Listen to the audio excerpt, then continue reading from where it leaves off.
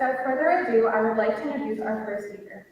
Zeshan Shahbaz is a member of the International Expert Team with the Institute for Research of Genocide, Canada, IPC, which is a public scientific institution engaged in analysis of crimes against peace and crime of genocide.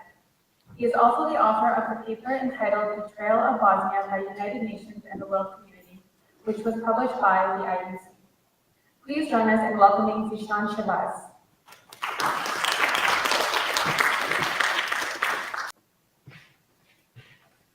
Assalamu alaikum. Bismillahirrahmanirrahim. I want to start off by a quote by the Prophet Muhammad, peace be upon him. Prophet Muhammad, peace be upon him, said, "The parable of the believers in their affection, mercy, and compassion for each other is that of a body. When any limb aches, the body reacts with sickness and fever." Throughout these presentations, do keep this in mind. Wherever our brothers and sisters are being persecuted, suffering, we are also suffering. I'm going to define genocide as pretty much universally accepted. The genocide is any of the following acts committed with intent to destroy in whole or in part a natural, ethnical, racial, or religious group. As such, killing members of the group, causing serious bodily or mental harm to members of the group, deliberately inflicting on the group conditions of life calculated to bring about physical destruction in whole or in part.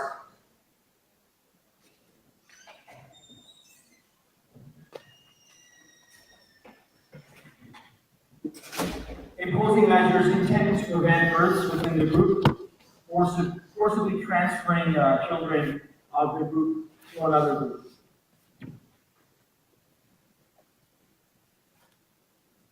What I also like to mention is, and everyone can hear me, right? Mm-hmm. What I also like to mention is that Islam carries a more overarching and stringent definition of genocide, especially when it comes to killing of innocents. So we know the Quran says that, Allah in the Quran says that killing one life is as killing as all of humanity, which equals 7.7 billion. And if there's 2 people killed, then it's 15,400,000,000. And if it's 100, it's 770 billion. And if it's 1,000, it's 7,700 billion. And Muslims have been no stranger to genocide and persecution throughout history till now. This is not meant to be an exhaustive list, and I'm telling you, I'm not going to do justice to the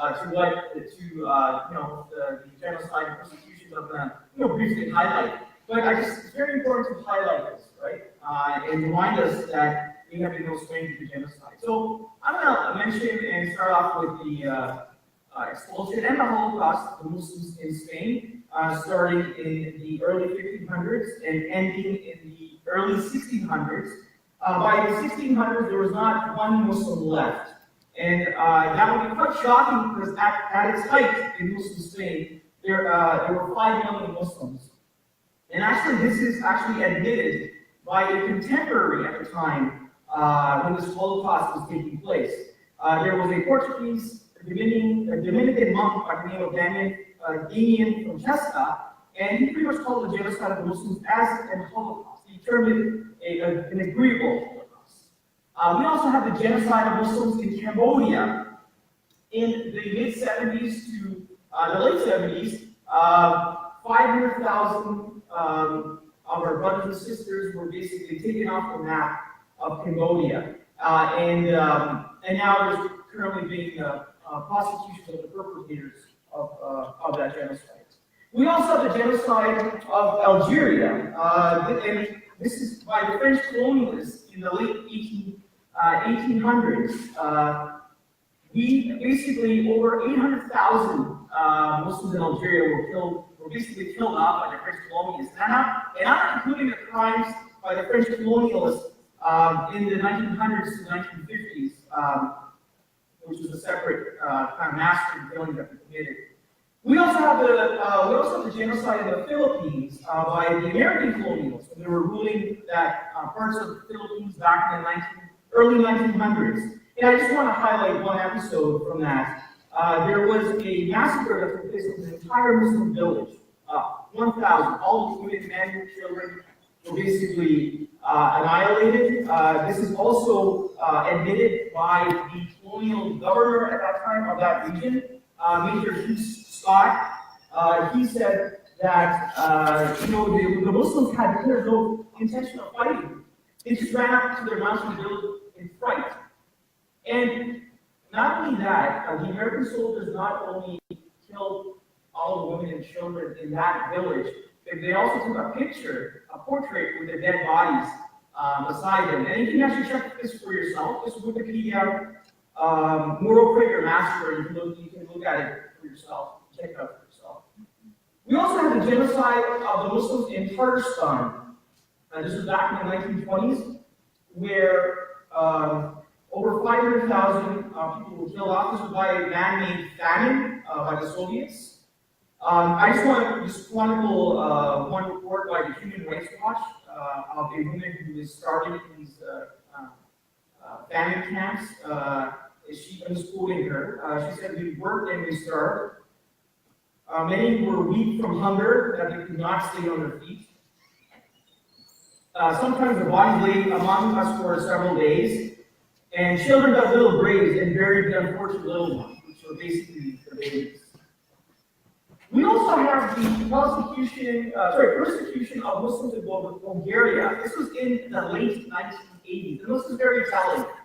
This was a few years before the Bosnian genocide that took place in the early 1990s. And it's very similar to what happened in Bulgaria in the late 80s, very similar to what's happening to the Uyghur Muslims in China, where there was forced assimilations.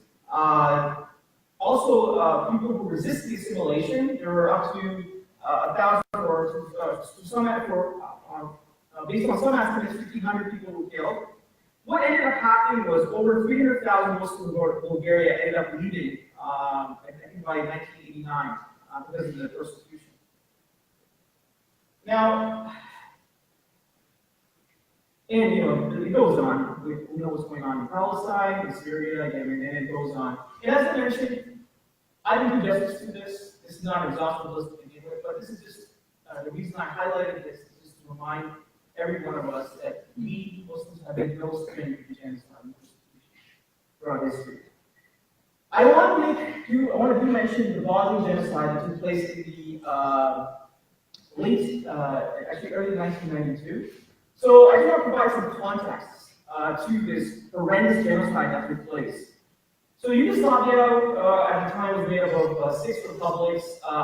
Ever since the Serbian nationalists had taken over the Yugoslav government, republics of Yugoslavia started to secede from the monk Yugoslavia. One of them was Bosnia and Herzegovina. There was a referendum that was held at the advice of the UN and the European community, where over 90% of the people who voted opted for independence.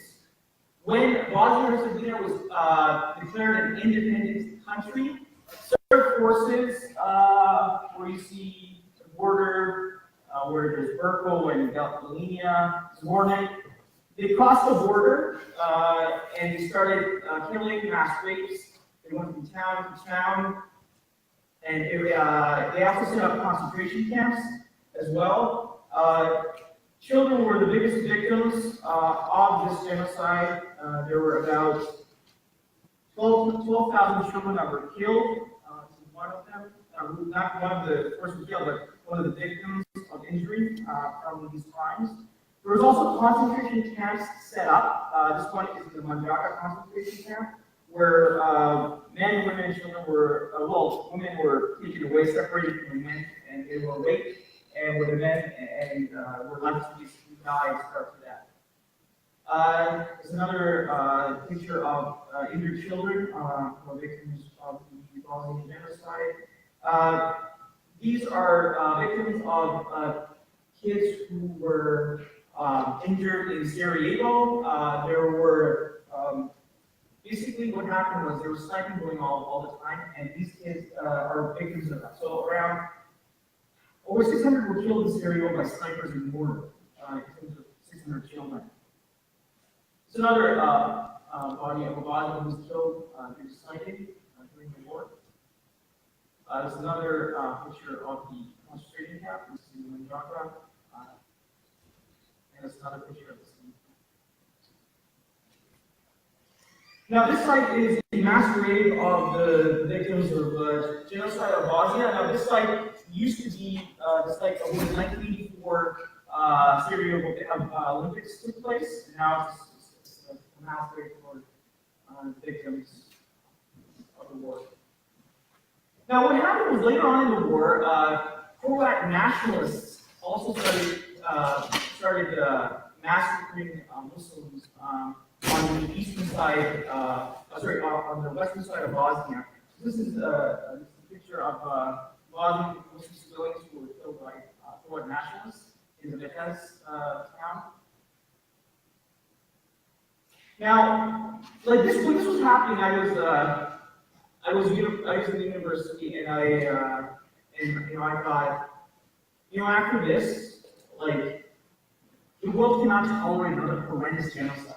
I was hopeful, I was pretty naive as well.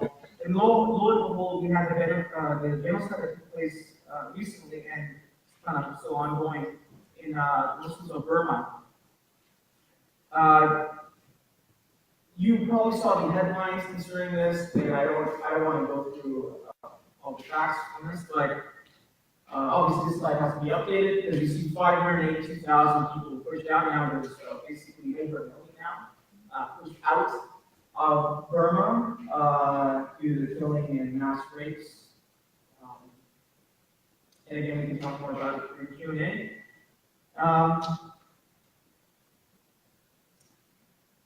I know our esteemed speaker, Sister Rebecca, will be talking more in depth concerning what is happening to our brothers and sisters in East Turkestan. But I just want to mention a few things.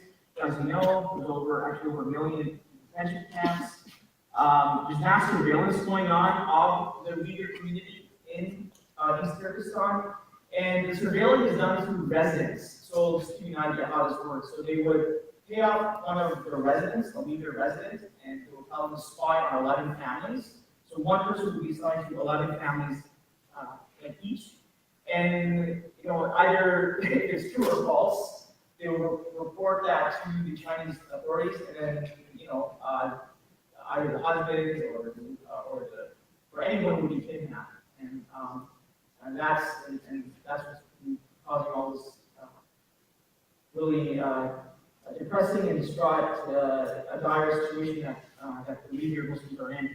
Their phones are scanned, DNA samples are taken, and their irises are also scanned. Now, before I kind of pass it to Sister Zaya, I just want to mention that there was a journalist back in 2014. He visited East Turkestan because he wanted to know what's really going on. There were reports back then as well. Now it's gotten worse. So what happened was, whenever he went out to, say, try to meet anyone from the Uyghur community, he was assigned an escort from the Chinese government. So he couldn't really talk freely with any of the Uyghurs, on the street or in the community. But there were sometimes, however, he did get out without an escort. And I want to show you that clip where he does get out and he speaks to the Uyghurs freely. Here we briefly shake our considerable escort and get our only opportunity to speak to a group of Uyghurs without a dozen police and other officials intimidating them. They're farmers seeking work in construction or as seasonal fruit pickers.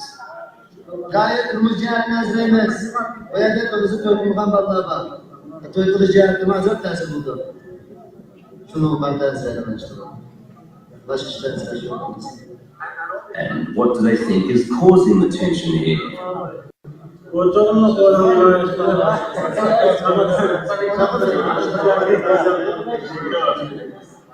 So even here, we're in a crowd, and once you ask people about the violence, what's caused it. The crowd doesn't want to talk about it. They're happy to talk about their lives, but they feel obviously it's a bit too dangerous to speak about these things, even if they're not involved. So even just to give an opinion is something that could really get you into trouble. As for possible solutions,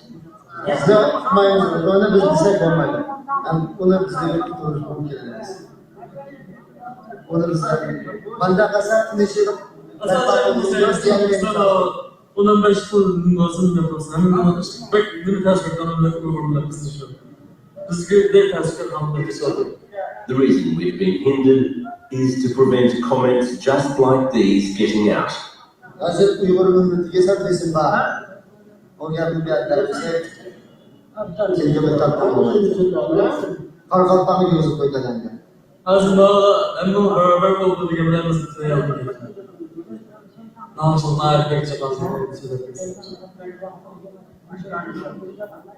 And when might the violence end?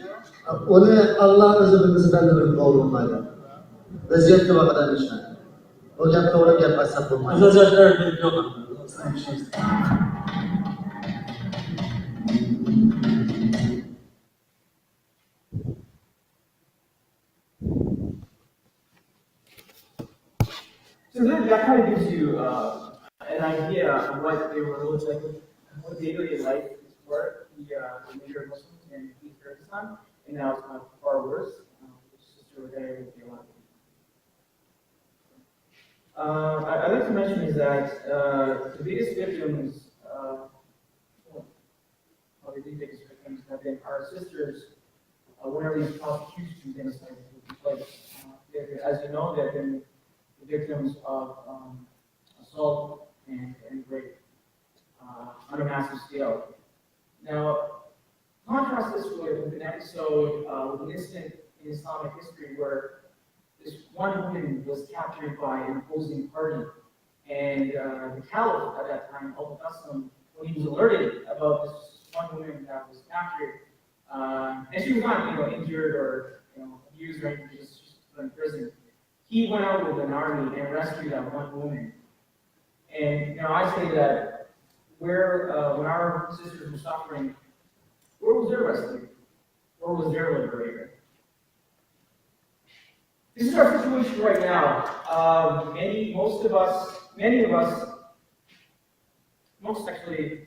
A lot of us live in luxury and comfort, while most are suffering. And I want to end my part with a quote by the Prophet Muhammad, peace be upon him. And I'm paraphrasing the hadith here.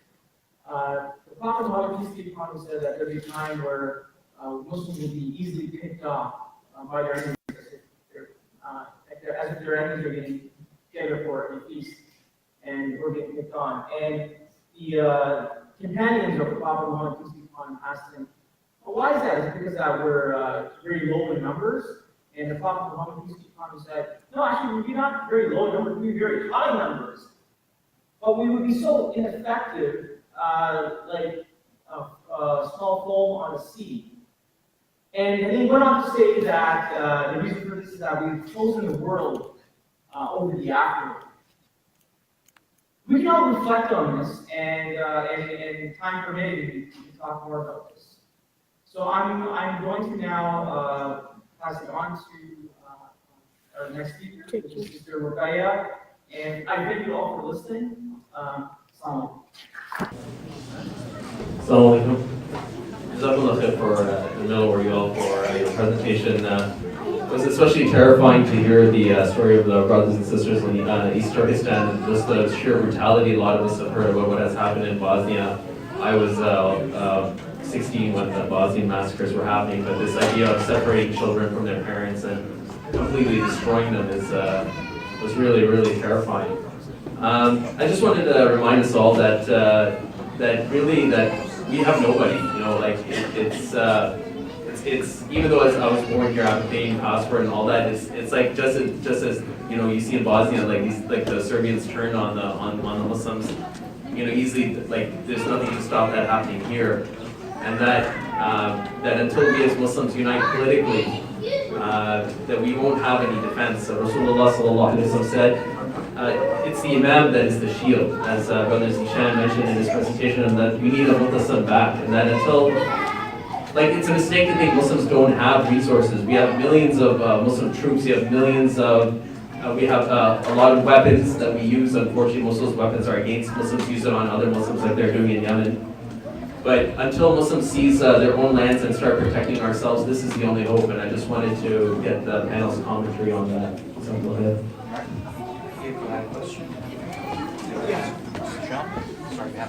Okay, yeah, sure.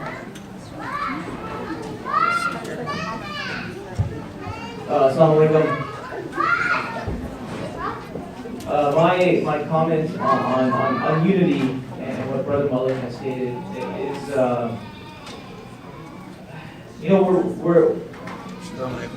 we have to ask ourselves, why do you call yourselves Muslims?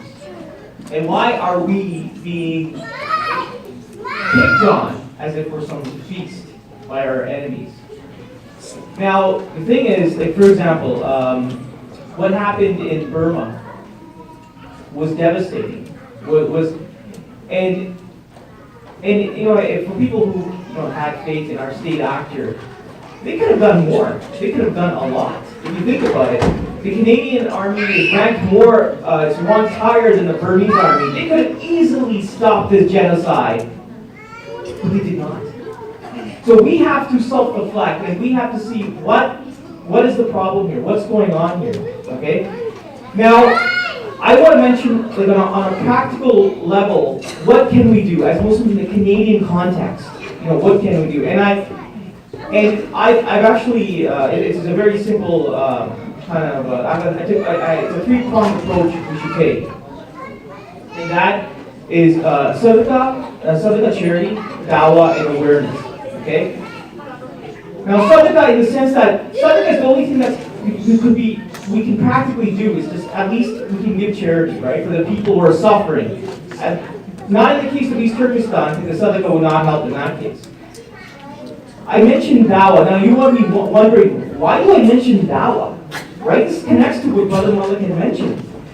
Because if we're not, first of all, we have to be inward with our Islam, okay? And then we have to be outward. Because if you look at history, if you study our history, it is the Islamic system that played as liberators for both Muslims and non-Muslims. And that's a fact. Why did we go into Muslim Spain? Because the Unitarian Christians, they asked for our help because they were being persecuted by the Visigoth kingdom. We went in to save them. And by that, by our investing in Muslim Spain, the Unitarians had accepted Islam en masse, right? And there's many stories, many reports of non-Muslims looking at Muslims as liberators. So by giving dawah, that's okay. Right now we're in a form of jahiliyyah. It's worse than jahiliyyah, okay? And what did the Prophet and Prophet Muhammad, peace be upon him, and their companions do? They did dawah. They went out. They conveyed the message of Islam, right? And this is what in the Canadian context, that's what we do. Because going down the road, never know this will lead to that just system that we're looking for. In terms of Brother Basil, who mentioned about unity, I do agree with him that unity is lacking within organizations. However, what we need to do is we're missing a trust factor. Okay, we gotta start trusting each other, right? We gotta look at ourselves as part of the ummah that needs each other. Because if we don't forge ties, if we don't unite, we're gonna continue being picked on. Assalamu alaikum.